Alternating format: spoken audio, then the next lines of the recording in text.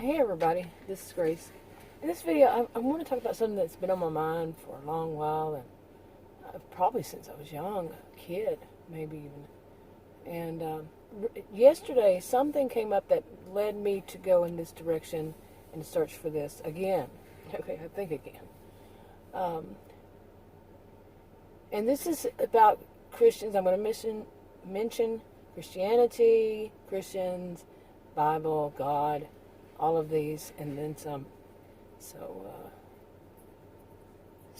just so you know, but it's about one of the things that I'm questioning is, what do you think is your purpose behind whenever you see somebody you know doing wrong? Okay, they're doing something wrong. It could be online. Let's move into the present time online. Now, of course, the internet wasn't around during biblical times, so we all know that. But it's something more recent. But when you see somebody who's doing something wrong online, or they're saying something wrong, they're overall, all around, it's not very Christian-like. And so it's on something that is about Christianity. Or maybe even not. Okay, but you are a Christian. And you see them doing whatever it is. For some, like me, mine, it is that cussing is not right. It's just not. It was, I think that it originated was that of, and not all of it, but that of taking the Lord's name in vain, and it just kind of expanded from there, that what I remember. And I'm 57, so that was a long time back. And it's just not appropriate behavior for someone who's a Christian to cuss, to curse, and to actually, in things like show hate, show, there's so many things, really. Okay, I can't list them all, I guess. But what about when you see somebody else do it? What is your purpose for? You may have this urge to say something to them, to correct them, or to tell somebody, I guess, whatever it is, because their behavior is so bad. What is your purpose for whatever you're doing or going to do? Remember, anything you do or whatever can be dangerous. We know that some people just go off, okay, whenever they feel like it's it bruises their ego, and when they think that they can do or say whatever they want to do or say, and with no consequences. Well, there are consequences. There could be consequences. But what is your purpose? What is your reasoning? What is in your heart or soul? What are you thinking that you want to somehow? Is it that you're wanting to somehow help them, hurt them, cause them grief? What? What is the purpose? What is the reason? What is the feeling? And I think that really, when it comes down to it, Christians, if they feel an urge to do something, basically they're worried about them. They're worried about the person's soul. The person, maybe have gotten on to the wrong track. And maybe, needs to see the light and see which direction they should be going. They might not know. I mean, it could be that they don't know. They may be saying they're a Christian, and they're not acting very Christian-like. Okay. But what is your purpose? What is your reason?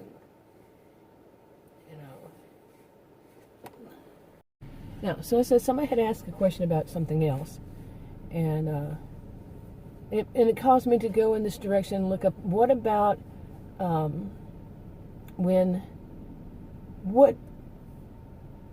let's see, how do you put it? What does a Christian do when what the government says is against what they believe? Okay. Now, many of us know that Christians are supposed to obey the government, obey the law of the land. I remember thinking about that when I was a child. I mean, a young child thinking, do you have to obey the laws of the land? And what if it goes against, Christianity, with the Bible, what God said, what Jesus said? And what do you do then? Well, all these years later, at some point I understood that you don't break, but let me move to now. You don't break, you follow God, okay? But you pay the consequences if it's against the law. You're going to be the one to pay the consequences of what you do and say. Nobody else, you. Okay, but if it's against God's will, God's word, not what you think it is, what you actually can read in the Bible. Okay, not what you think, not just what you want it to be, not how you see it, but what actually can be read in the Bible, what God said. Like the 10 Commandments. Let's give a simple example. It's not just the 10 Commandments, but use that as an example. Okay, now some people might want to interpret those a different way. No, what you can read in the Bible, not your thoughts. I keep stressing that because some people want to make up things that they can say, well, I went against the law because of this. That, and when it comes to law, they're not going to say you went against the law because of what the Bible says. Who knows? I'm not a lawyer, but I don't think that's going to be like I said, in the Bible says basically, to sum it up, paraphrase, you'll pay the price for it. You will, and that you were doing it in the Lord's name. Okay, I mean, you can read a lot about that too in there, in the Bible. But anyway, but my focus was, what do we do? Okay, and it is to abide by the law. Unless, okay, now I had not heard that when I was a child, but if you read the Bible, you will see what is the highest of all. Not with the government, it's not going to be the highest of all, but with Christians, it's going to be the highest of all. It's what the Lord said. Okay? Like I just said, you will pay the price yourself. Okay. But at the same, that's one side of it. Okay, that's one side. What if it's against Christianity? Now, I really don't know of anything that laws are, telling people to do that is against Christianity. There are some, I see. But it is also, too many people want to interpret it. No, what is in the Bible. Okay. And I'm going to reserve the right to change my mind or to edit it a little bit, my way of looking at things maybe later on. But right now I see it this way, and I do truly believe it, that we are to follow the laws of the land, and the only thing is when it goes against what God said. Okay, and we have to pay the price for our actions and inactions or whatever. But what about people who, well, let me get to that. Okay, lost my train of thought, but now I clicked it off and on. But now what I was saying was, earlier, was in this video, was when you see somebody and they are doing something that is against the rules, okay, against rules, laws, whatever it is, online. Let's go to online, like I said. Now, we know this is a new frontier, relatively to anything else, okay, 20, 30, 40, well, say around 40 years that it's been around. I know I was one of the original ones that we were telnetting into one another's computers, like somebody, I'm in my house and they're in theirs, and that was before anything like you see today. And that was around 30 years ago or so. Yeah. But anyway, it's new. It's relatively new. So, how do we see it? How do you see what are the rules? Who are the lawmakers? Well, we know that there are actually lawmakers that aren't about the internet. We have a government, But what about, like, I was watching, and I've heard this before, that so I'm not going to even try to say who it is, but that freedom of speech, okay, freedom of speech is to protect you from the government. Okay. You have freedom of speech. They cannot say you, or whatever. I'm not a lawyer. I'm not going to go into that. But it's just about the government. Okay. That's from what I understand. What I've heard, people who would know say that it's to protect you against the government. Okay. So let's go from there. Now, when you're online, and what's the, the actual government can monitor it, but what about separate companies? It's not protecting you against companies, corporations, it's not, social media platforms, and all that. It's not protecting you on those. That's not government. Okay, that is not government. And they can choose what you can, what you can and can't do. Now, you see somebody who, I've like I said, my first time online was 1990, and anything you would consider social media. Well, that's not actually true. There was also something when I was in the early, I think it was 1981 or, no, wait, 1984, somewhere around there, 83, 84. It was emails, things like emails, and then just leaving notes. Some would say that back then would be something like social media, really, because you are interacting online with other people. So, but really, 1990 was when there was like chat. It was a thing like that. But anyway, okay. So, do you have that freedom of speech online? Is a big question. And I'm all about freedoms myself. I do realize that there are, consequences and so forth. I'm an independent. I want to make that clear. I am an independent. That doesn't mean I'm right or left. I'm not. I'm independent of those. Okay. And independence, that's not another party. We're independent. Okay. So, but I still, believe in, I don't appreciate censorship to a degree. There is this. If it could possibly hurt or harm someone, including yourself, anyone. Okay. See, that's where some people, okay, anyway. Now you see somebody who is doing that, and they get very angry or upset, or just even more defiant, but they claim themselves to be a Christian. But that itself, there are people who are governing those social media platforms. The people who are put into that place to watch for, things that could be something like this. So it's their rules. And if you're going against them and you say you're a Christian, you see what I'm saying? Is that what God said for you to do? Did the Lord say in the Bible, does it say something about you can just, ignore what is the rules, what are the laws, what are the rules, and just do whatever you want to, and then still claim to be a Christian? Okay. Now, like I said, this is a new frontier. They're not saying this is a whole government, but these are people who govern over this. There is also the government itself governs over it too. So it can be confusing. It really can.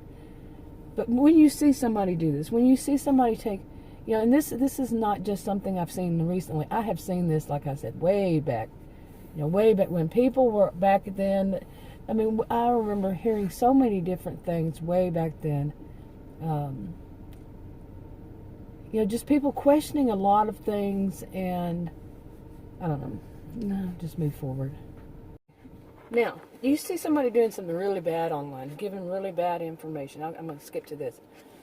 Giving really bad information, putting it out there. I mean, some stuff that can harm people, including themselves. And they just feel like it's okay to do that when it's against the rules to do that. Okay, when it actually says in the rules, owned by governed by the people who are put in place to do so, but they still do it. And it can, people reading, some might be naive to it, ignorant to it, naive. I prefer the word naive. And it causes them harm. Or somebody, their loved one, somebody harm. That they know, themselves or somebody else. Because they listen to that person. Now, what is in your mind to stop them? Now, I mean, it's not me, kind of thing. But if you say something to, what is in your heart? What is in your soul? Why are you doing it?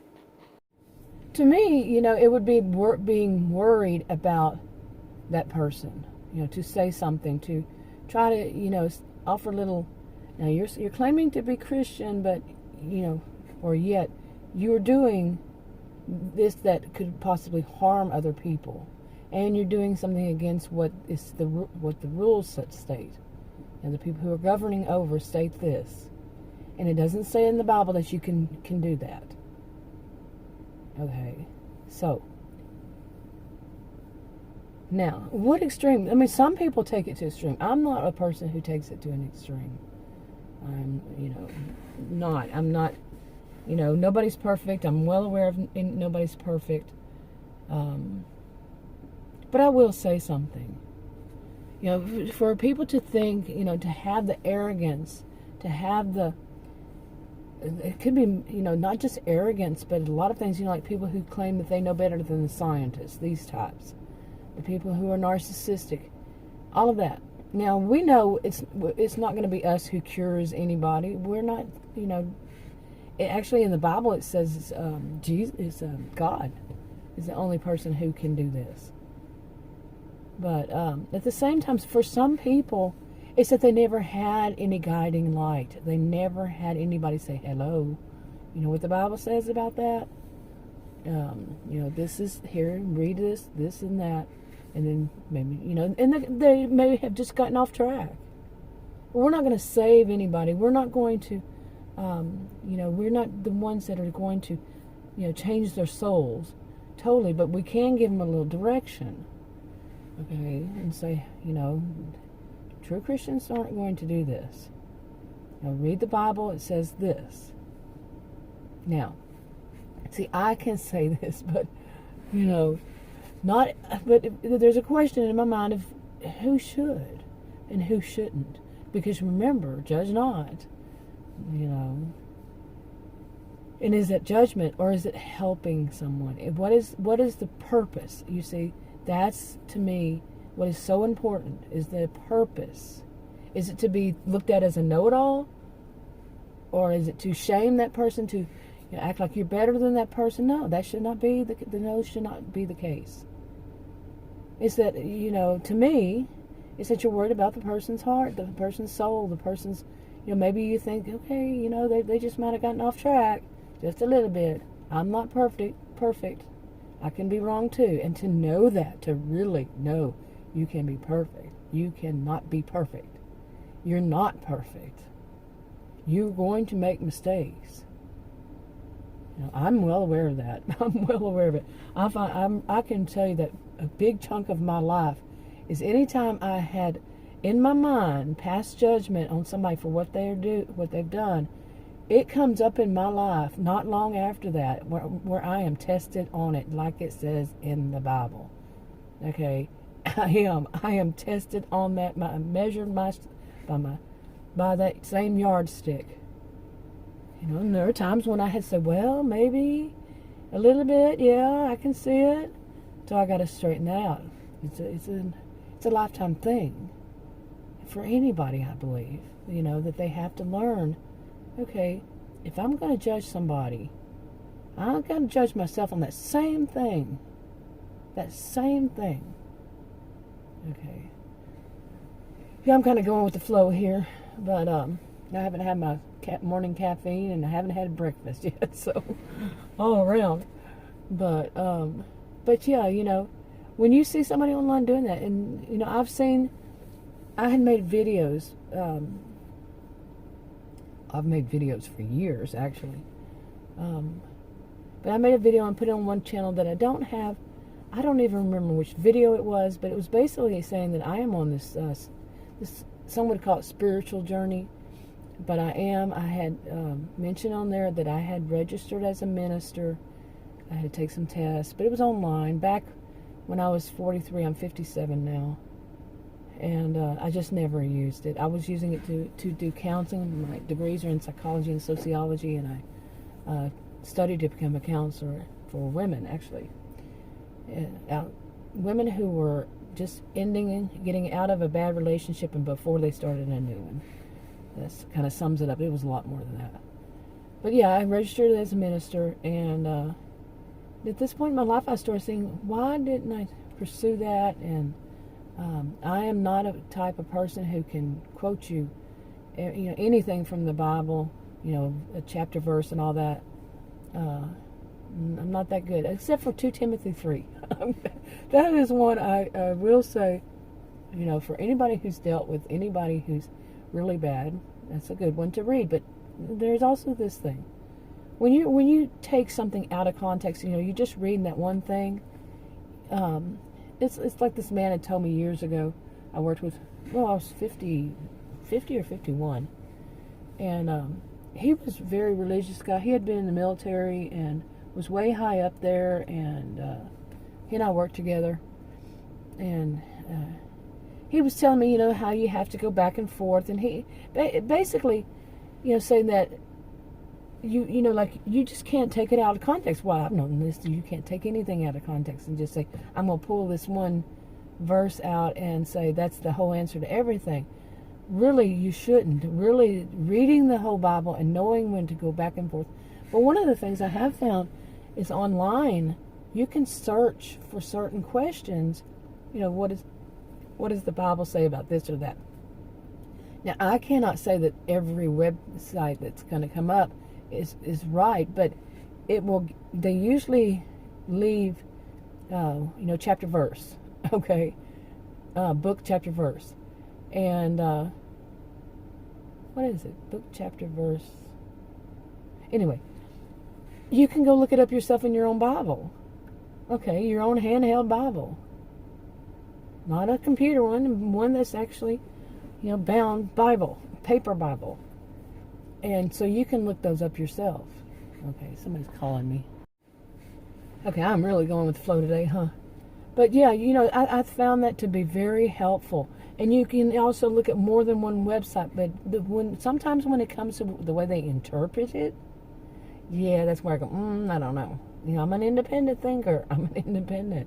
So it's like, well, I don't know. That seems like they have an agenda, or they have a bias or biases. Agendas, you know. I'm going to go read it myself. I'm going to go see what it says. But they have all these that you can compare often across the Bible, starting back in the Old Testament and through the New Testament, and you can look them up yourself. But it's not just to take one and say, "Oh, I got the answer to all." It doesn't work that way. Not too often. And that's what that guy had reminded or told me.